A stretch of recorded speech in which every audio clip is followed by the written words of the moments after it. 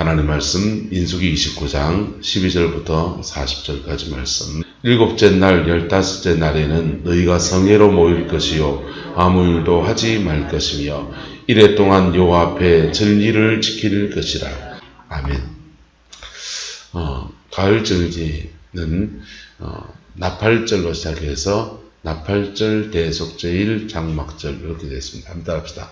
나팔절, 대속제일, 장막절. 이게 예수님의 재림을 말하는, 재림을 상징하는 절기예요. 재림은 신학에서는 재림론이 두 가지 재림론입니다. 현재적 재림론이라는 게 있어요.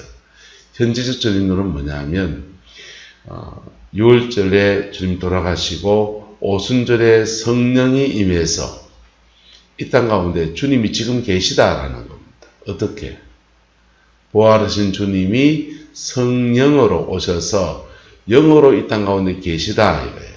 그렇기 때문에 오늘 주님이 계시니까 이게 현재적 재림론입니다. 주님 왔다는 겁니다. 주님 오셨습니까? 현재적 재림론은 이어지면 부활신앙으로 이어져요. 부활하신 주님이 지금 나와 함께 하신다. 할렐루야. 이게 현재적 재림론이고, 자, 그런데 우리가 다 죽기도 하고 또 주님이 또 다시 오십니까 안 오십니까? 오시잖아요. 그래서 이걸 미래적 재림론, 종말론적 재림론이다 하는 거예요. 그래서 현재적 재림론과 종말론적 재림론은 사실은 이제 둘 다 맞는 얘기죠. 양면을 보여주는 거예요. 성경에서 어떤 것을 강조하기도 하고 어떤 것을 또 하기도 하고 그러는데, 이 가을절기, 장막절은 현재적 재림론으로 풀어가면 오늘 우리의 삶에 하나님 나라를 이루어주는 은혜를 말하는 거예요. 오늘 우리의 인생과 삶의 자리 안에서 내가 늘 같이 말씀드리잖아요. 따라합시다. 가는 천국, 오는 천국. 가는 천국은 미래적 재림론을 말하는 거예요. 오는 천국은요, 천국에서부터 여기 오는 거예요. 하나님 나라의 것들이 와서 천국에서 이루어질 완전한 속죄가 여기 이루어지고, 천국에서 이루어질 모든 상처를 싸매신 역사가 지금 이루어지고, 천국에서 이루어질 온갖 질병의 치유도 지금 이루어지고, 천국에서 이루어질 모든 것에 부유한 길바닥도 또 황금길 깔아놓은 그 부유함의 은혜가 지금 이루어지고, 이게 이제 현재적 재림론입니다. 이 두 가지 은혜가 저와 여러분들에게 부어지게 되기를 예수 이름으로 축복합니다. 기독교를 종교로 믿는 사람들은 교회를 다니면 천당 가는 줄 압니다. No! 못 가요. 못 간다고요. 예배당 다니면 천당 못 가요. 누가 천당 가느냐? 여기서 천국을 이룬 사람들이 천당을 가는 거예요.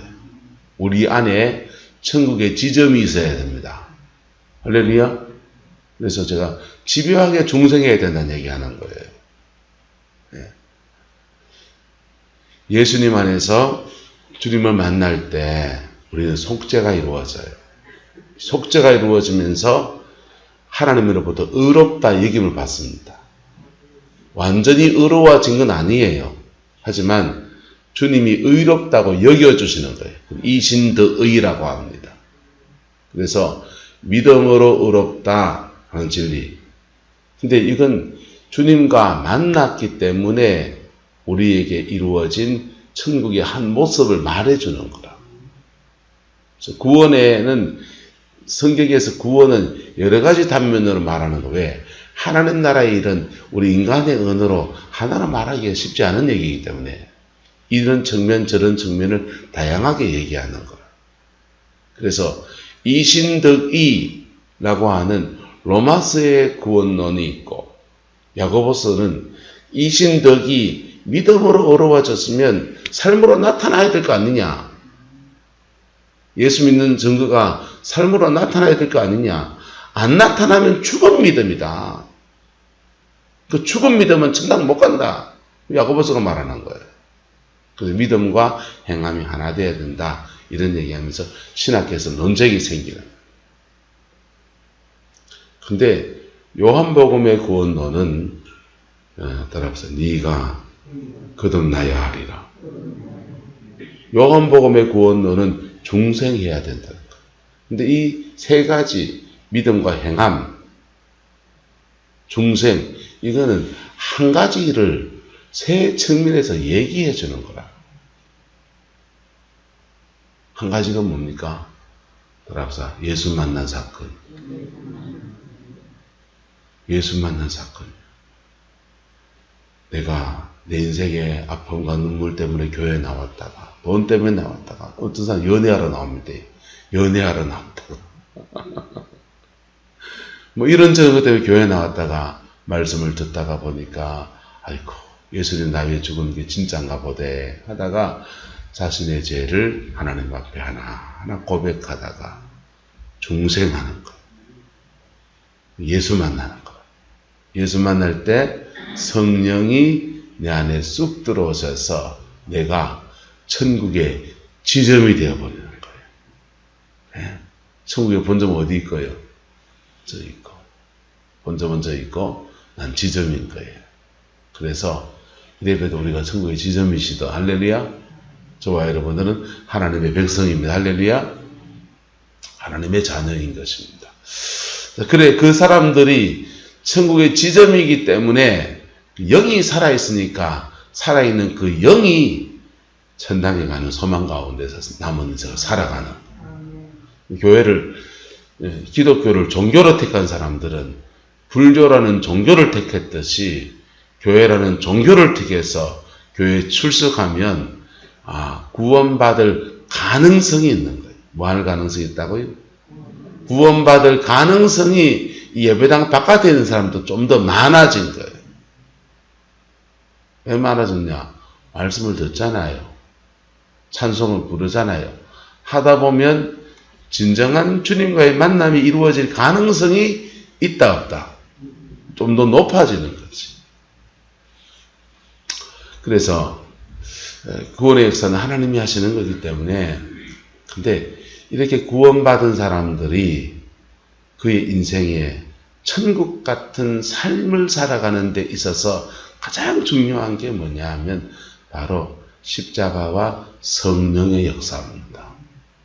그 안에서 우리의 삶을 풀어주실 때 그걸 제가 자주 말씀드리지만 따라합시다. 나의 가나안입니다. 나의 가나안. 그게 현재적 재림론. 가을절지 이 장막절은 두 가지 측면에서 해석을 나눌 수 있습니다. 첫 번째는 우리가 나팔 불 때 주님이 오실 때 나팔 불 때 우리가 들림 받는다 안 받는다 뭐 정말은 교리가 좀 사람마다 좀 다르지만 어쨌든 나팔 불 때 그때 주의 음성을 듣고서 하늘로 올라가든지 또 이 땅에 있든지 주님 맞이하는 영광을 누리고 그런데 나팔 불고 난 뒤에 7월 10일까지 열흘간 이제 대속죄일까지 회개의 시간을 가지는 무슨 시간요? 회개의 시간 가지고 대속죄일에 어린 양을 2마리에서 아사셀에게 보내고 제단에 드리면서 우리의 죄가 속하여지는 은혜를 누리고 그리고 난 뒤에 그때부터 시작해서 대속죄일이 끝나고 7월 11일 끝나고 7월 15일 5일 지내고 난 뒤부터 장막절이 펼쳐지는 거예요. 이 장막절이 펼쳐지면 따라합시다. 하나님과 함께 사는 영광이 옵니다. 하나님과 함께 사는 영광이 저와 여러분의 인생 속에서 풀어지는 거예요. 죽어서 천당을 가면 하나님과 함께 사는 천국의 역사가 그의 인생에 이루어져요. 살아서 이 은혜를 누리면요. 예수 믿고 중생했는데 방언 기도해도 인생 변화가 별로 없고 뭐 해도 별로 변화가 없었는데 어느 날부터인가 광야 지나가는 것 같더니 주름살이 쭉 피기 시작하더니 내 땅을 차지하고 내 집을 장만하고 내 인생을 살고 자녀가 길이 쭉쭉쭉쭉 열려지기 시작하더니 남편이 돌아오고 어떻게 세워지고 와 내 인생 꽃필 날 봄날 가던 꽃핀 날 왔다. 그게 여러분의 장막절인 겁니다. 할렐루야. 그 은혜가 이루어지게 되기를 예수 이름으로 축복합니다. 그래서 근데 이 현재적 재림론은 따라합시다. 왔다가 사라지기도 하고 다시 또 오기도 하고 왔다가 사라져 버리기도 하고 다시 또 오기도 하고 한 대를 건너오기도 하고 초대가 옮겨져 버리면은 여 동네 한국에 있다가 중국으로 날아가 보기도 하고 그래 되어지는 거예요. 여러분의 인생에 이 가나안의 역사가 이 장막절의 역사가 이루어지게 되기를 주의 이름으로 축복합니다. 이 장막절이 이루어지려면 우리의 삶에 어떤 역사가 일어나야 되냐.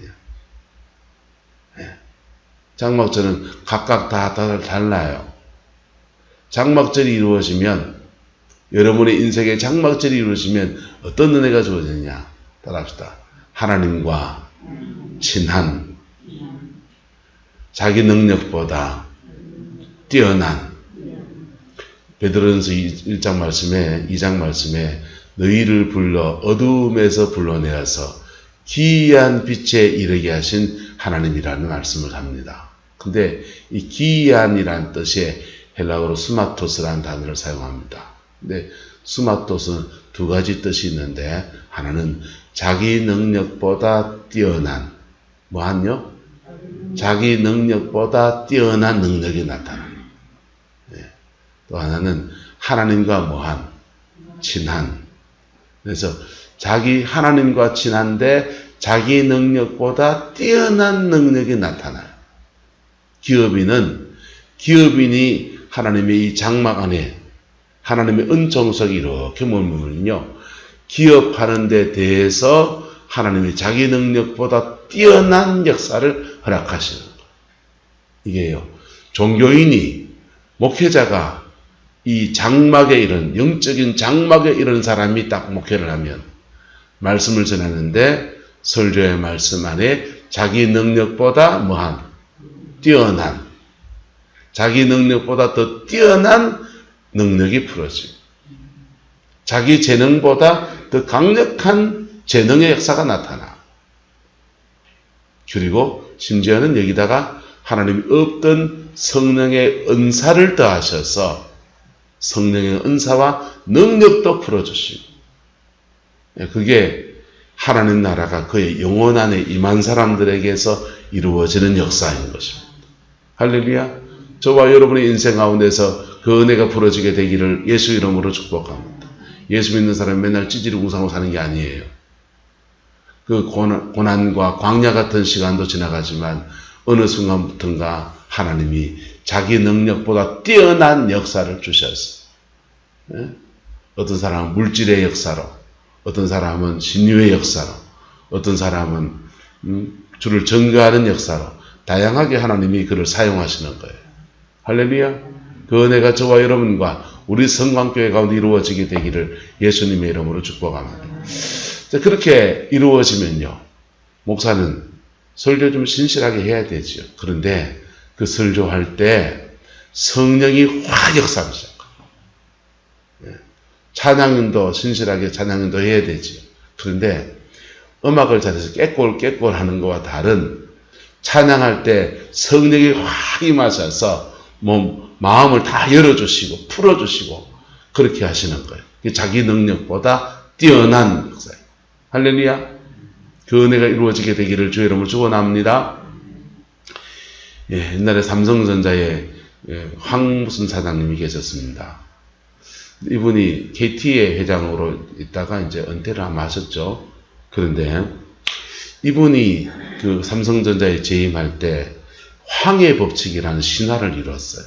그러면서 우리나라가 반도체 신화가 풀어지게 된 거예요. 일본 기술을 가져와서 반도체를 하려고 했는데 일본에서 기술을 주지 않는 겁니다. 왜냐하면 우리가 포항의 포철 기술 가운데서 몇 가지 이렇게 파이낸셜 공급 같은 기술들은 최첨단 기술이거든요. 철강공업 중에서. 그거 주겠어요, 안 주겠어요? 안 주잖아요. 그래야 우리 계속 먹거리가 되잖아요. 그 기술을 외부에 보내면 산업 스파이가 되는 거예요. 일본 기술 안 주는 거예요. 그래서 미국 마이크론 기술을 가져와서 시작하는데 그것도 그렇게 좋은 기술을 가지고 시작한 거 아니에요. 근데 그 황 사장님이 이걸 이렇게 회사를 꾸려가는데 아무래도 안 풀리는 문제가 생기는 거예요. 그래서 이분이 서울의 남포교회 집사님이십니다. 구미 공장에 일하다가 다 내려놓고 그냥 주일날 되면 그냥 모르겠다 알았어요. 그리고는 교회 가서 예배 드리시죠. 예배 드리고 찬양하고 말씀 듣고 그렇게 예배 드리는 중에 갑자기 아이디어가 탁 들어갑니다. 그리고는 월요일날 회사 내려가가지고 사람들 끌어모아가지고 이래 하자 하면 사장님 그런 생각 어떻게 했습니까? 그래가 삼성전자가 그 세계적인 반도체 회사가 되는데 그 아이디어 하나님이 순간순간 고비고비마다 주시는 아이디어가 그렇게 그 삼성전자의 반도체 신화가 너무 놀라웠기 때문에 그것을 반도체는 몇 년 지나면 2배씩 용량이 늘어난다 해서 황해 법칙이라고 적용됐어요. 그 아이디어 누가 주셨습니까? 하나님이요. 그 아이디어 하나님이 주시는 거예요. 그게 자기 능력보다 뛰어난 자기 능력보다 뛰어난 크리스찬 의사 선생님들 중에서 의료기술을 의학에서 배워서 학교에서 배워서 의료 현장에서 그걸로 이제 섬지고 월급도 받고 살지 않습니까? 근데 참 신실한 분 계셔요. 신실한 의사 선생님에게는 하나님이 어떤 은혜를 주냐 하면요. 따라합시다. 자기 능력보다 뛰어난. 그래서 대한민국의 명의들이 있잖아요. 간이 안 좋으면 대한민국의 어느 의사를 찾아가나. 눈은 어느 의사 이러면서 대한민국 명의들 있잖아요. 그분들이 의학 기술을 가지고 집도를 하고 치료를 하는데 거기에 뭐가 함께 역사합니까? 성령의 은혜가 덧입혀져서 자기 능력보다 뛰어난. 사실은 신유의 은사가 함께 돌고 있는 거예요. 신유의 은사는 손 얹어서 하는 것만 신유의 은사가 아니에요. 그의 재능 안에서 성령의 은혜가 부어져서 신유의 은사로 함께 나타나는 의학과 신유의 은사가 함께 가는 거예요. 전에는 60년대, 70년대 때는 이게 의학, 한의학 중에 초지침 같은 거, 침술의학 같은 거, 이런 거, 이렇게 그냥 일반인도 했잖아요. 따고 막 그랬잖아요. 근데 지금은 의료법이 바뀌어서 이게 피 한 방울만 나와도 의료법에 걸려요. 야매가 안 돼요. 그래, 지금은. 근데 치유사역을 하는 사람들 중에서 이게 딱 따는 포인트 있잖아요. 혈자리라 하잖아요. 혈자리. 그 혈자리하고 안수하는 포인트가 똑같아요. 그래서 요 귀 밑에 여기 따기도 하고요. 여기 해가지고 피를 뽑기도 하고 또 뭐 어디 뽑기도 하고 그러잖아요. 등에 막 하고 부항 떠고 그러지 않습니까? 근데 이 혈자리에다가 사혈침을 놔서 피를 뽑아내면서 신유사역을 하면 영어로도 치료하고 영어로도 치료하고 의학으로도 치료하고 그래 두 개 같이 되는 거야. 그래서 굉장히 강력하게 일어납니다. 그렇게 사역하는 분을 좀 몇 명 알아요. 그런데 사실은 굉장히 위험해요. 법적으로 걸려요. 자, 그런데 그게 의학자가 한의사나 의사가 성령 충만해지면 자기 능력보다 뛰어난. 그래서 사혈침을 놓는데 그 침 안에 성령의 임재가 함께 해진다. 흘러가는. 그래서 영적으로도 치료하고 의학으로도 치료하고. 그래서 이게 하나님이 각자의 삶의 자리에 주시는 자기 능력보다 뛰어난 역사입니다. 그 은혜가 이루어지게 되기를 예수 이름으로 축복합니다. 식당 하시는 분이 음식 장사하는데 그 레시피대로 하잖아요. 그런데 거기에도 자기 능력보다 뭐한 뛰어난 맛집이 되는 거죠. 목회도 똑같고 성령의 은사자들도 마찬가지고 자기 능력보다 뭐한 뛰어난, 이게 하나님의 장막이 이 땅에 풀어질 때의 역사입니다. 네. 우리나라는 1950년대 가장 가난한 나라였습니다. 전 세계 이디오피아 위행강 도 그랬어요. 전 세계 두 번째 가난했습니다. 지금 북한에 가난한 것은 유도아이고 그보다 더 가난했습니다. 그런데 그런 나라에 1954년도부터 4년도부터 해서 성령의 역사가 확 흘러들어옵니다. 우리나라 성령의 부흥의 역사는 두 가지 큰 줄기가 흐릅니다. 1907년에 장대현 교회에서 일어난 성령의 역사예요. 그 역사 때문에 우리 이 새벽에 나와서 전 세계 안 하는 새벽 기도를 하고 있는 거예요. 그 전통의 교회에 남아서 새벽 제단 쌓는 거예요.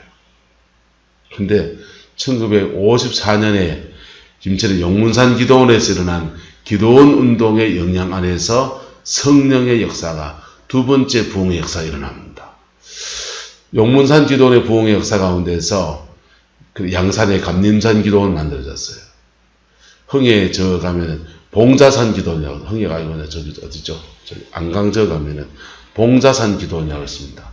그것도 용문산 기도원의 줄기에서 만들어졌어요. 용문산 기도원의 직간접적 영향 안에서 전국에 수많은 기도원들이 생겼습니다. 서울의 삼각산 기도원, 부산 쪽의 무척산 기도원, 다 용문산 줄기들이에요. 그리고 나머지 기도원들은요, 그 용문산에 은혜가 터졌다더라 하면서 덩달아 세운 기도원들이 많습니다. 덩달아 세운 기도원이 포항적인 기계의 베델 기도원이 그 덩달아 세워진 기도원들이에요. 근데 그 1954년도의 기도운동은 성령의 은사, 능력의 부흥운동입니다. 그러면서 그 영적 전쟁이 치열하게 펼쳐지는 거예요. 1907년의 부흥운동은 회개운동이고, 무슨 운동이요? 회개운동이고, 나라 그거 뺏기니까 그때 그 주구장창 회개하면서 자신의 영혼을 정결하게 하고 하나님 앞에 서고 복음 앞에 회복되자는 운동이고, 1954년도부터 일어난 부흥운동은 그 회개운동의 기반 위에 성령의 은사, 능력, 이런 부흥운동이에요.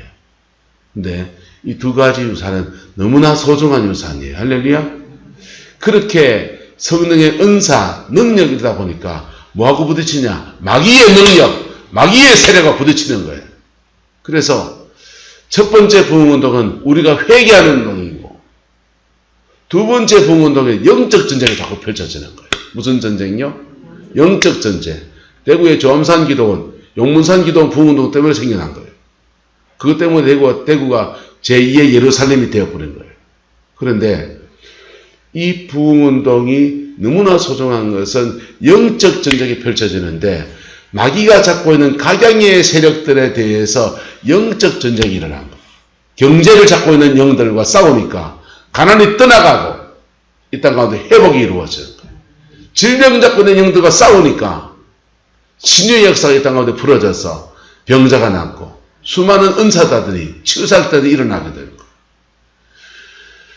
각자의 삶의 영역마다 경제계, 정치계, 문화계 곳곳에서 어두움들이 포진해 있는 것들을 싸워서 승리하면서 그 영역 속에서 하나님 나라가 이루어져서 이 땅에 자기 능력보다 뛰어난 역사가, 하나님의 은혜의 장막이 풀어진 놀라운 전 세계 10등 안에 들어가는 경제 대국의 역사를 이루어 놓은 겁니다. 할렐루야.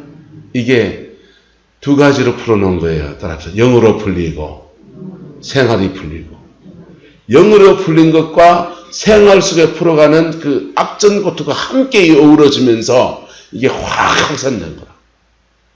그게 그 전통, 그 은혜 받은 사람들이 예배당 와가지고 맨날 철화를 하니까 밤에 모여가 자기들이 방언 기도한다 그러고 하는데 저기 잘못될까 싶어 걱정돼가지고 교회에서 개설한 게 금요철화입니다.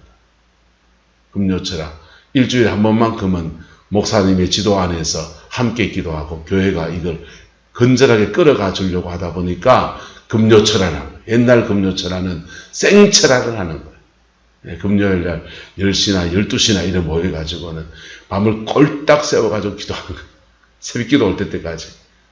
그렇게 기도하고, 그 다음에 요즘 금요철화는 하는 교회들은 8시쯤 모여서 한 10시까지 그냥 기도하고 그냥 가지요. 어쨌든 한국교회는 은혜의 장막이 풀어진 교회였고, 한국 사회는 하나님의 은혜의 장막이 풀어져서 하나님과 친하고 자기 능력보다 뭐하고 뛰어나고, 그래서 전 세계 교회가 그렇게 말합니다.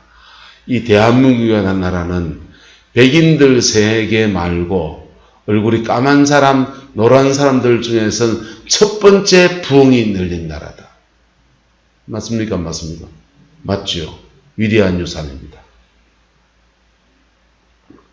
문제는 그 맥을 오늘날 이어가는 데서 실패한 것. 오늘날 이어가는 데 실패해서 다시 그 은혜를 회복하려는 사람들 중에서 무리수를 두다가 지금 코로나 확진자가 지금 막 나오고 있는 거예요. 옛날 기도원 집회를 지금 하다 보니까 침치잖아요, 이게. 지혜로워지기를 축복합니다. 지혜로워져야 돼요. 지금요, 130몇 명인가 그러는데,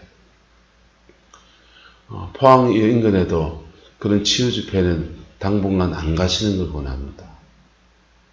안 가시는 거. 이 사역 자체가, 저도 그 사역을 하기 때문에 사역 자체가 얼굴 마주 보면서 예언 기도하고, 그 침치고 이러기 때문에 밥같이 먹고 이러면요, 그냥 일반 예배에서는 그렇게 안 돼요. 앞으로 다 보고 있잖아요. 저만 여러분 보고 있지.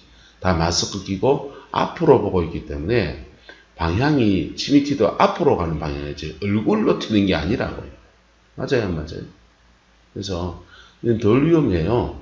근데 근접거리에서 마주보고 하는 사역들이 너무 많기 때문에 그 사역은 굉장히 사실 위험한 거예요. 사역하더라도 마스크 끼고 이렇게 하는 게 아니고 막 부러지기도 하다 보면 가슴 답답하니까 마스크 벗기도 하고 물 한 잔 마시려고 그냥 벗기도 하고 목이 마르니까 그러다가 그만 감염이 되어버려요. 근데 그분들이 지혜가 없어 그런 거고 열정은 너무 고마운 거죠. 우리나라에 옛날 잃어버린 부흥이 다시 와야 하는데 맞습니까? 맞습니다.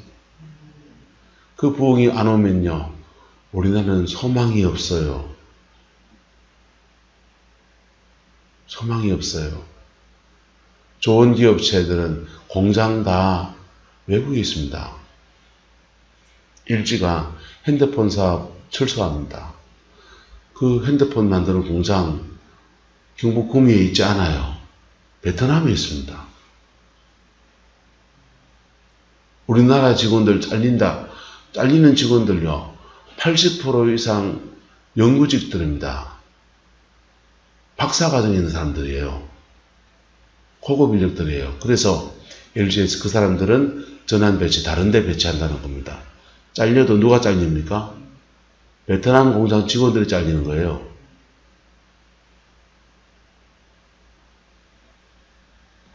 우리나라 지금 산업 구조가요. 중요한 산업 거점들은 외국에 나가 있습니다. 한국에는 연구개발 인력만 남아 있어요. 그런데 그럴 수밖에 없어요. 베트남 가면 한 달에 30만 원 주면 그냥 직원 구하기 억수로 쉬운데 대한민국은 30만 원 주고 일할 사람 목표가 100만 원 줄게 한 달에 하실 분 200주면 생각해 볼까요? 그 임금 격차가 차이가 나서 공장이요 돌아오라 해도 안 돌아와요. 그리고 그렇게 고가의 임금을 주고 만들면 물건값이 올라갑니다. 물건값이 올라가면 미국 수출을 못해요. 경쟁사한테 밀려가지고. 그래서 갈 수밖에 없어요. 근데 그러면서 이 대한민국의 산업은 점점 더 핵심 산업들이 이게 점점 빠져나가도 시간 지나면서 기술까지 다 넘어가게 된다고요. 중국의 추격이 맹렬하지 않습니까? 좀 전에는 베트남이 추격할걸요. 이 나라는 다시 부흥이 와야 소망이 있습니다. 다시 부흥이 오면 그 부흥의 힘은 이 나라 가운데 하나님의 은혜가 풀어지면 정치인들에게 자기 능력보다 뭐한 뛰어난, 그러면요 외교, 정치 이런 쪽에 풀어가면요 통일의 문 열어버립니다. 통일의 문 열어버린다고. 통일의 문 열면 배에 실어가지고 외국으로 수출해야 될 거 기차로 수출합니다. 북한에 있는 베트남 공장 지을 걸 북한에다 옮겨놓으면 됩니다. 북한에는 지하 자원이 많아요.